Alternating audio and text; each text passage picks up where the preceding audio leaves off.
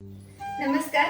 नवरात्रीच्या आजच्या पहिल्या दिवशी मी अशा एका स्त्रीपासून सुरुवात करतेय की जिच्यामुळे आज आम्ही आपण सगळ्या जणी सगळ्या काही व्यासपीठावरती गाजवतोय, म्हणजेच तुमची आमची साऊमाई.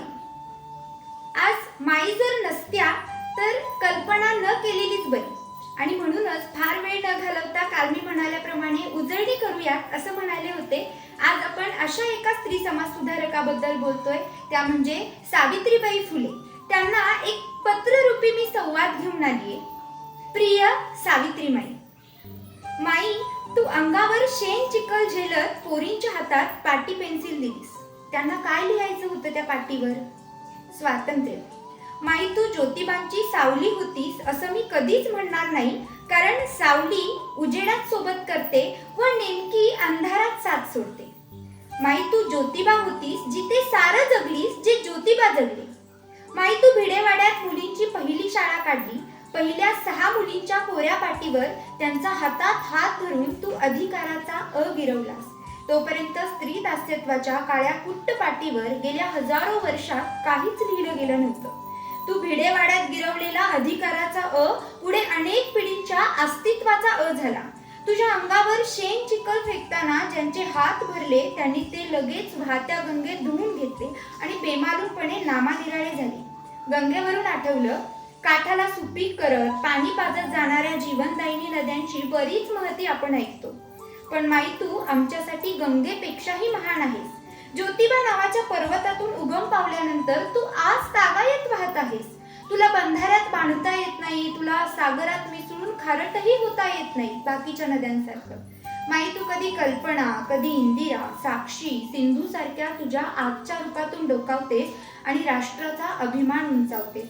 पण तुझ्या आजच्या लेकींना पुरुषांनी देवी बनवलंय. काहींना शोभेची वस्तू तर काहींना उपभोग्य वस्तू, म्हणजेच एकूण साऱ्यांना गुलाम आणि गुलामच बनवले. आजही तू जेव्हा एखाद्या गर्भात अंकुरतेस तेव्हा आमच्या कपाळावर बुरसटलेल्या मानसिकतेच्या आट्या उमटतात. इतकंच काय, कित्येक कळ्या खुडून टाकल्या सुद्धा.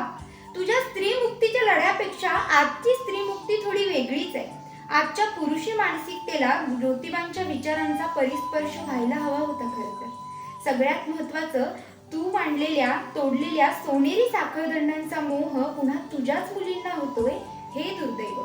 टीव्ही समोर बसून सगळी चॅनल बदलून झाली, पण एकही चॅनल स्त्रीच्या खऱ्या समस्येवर प्रकाश टाकत नाही. तुझ्या विचारांशी त्यांची ओळख करून द्यायची आहे आजच्या स्त्रियांना.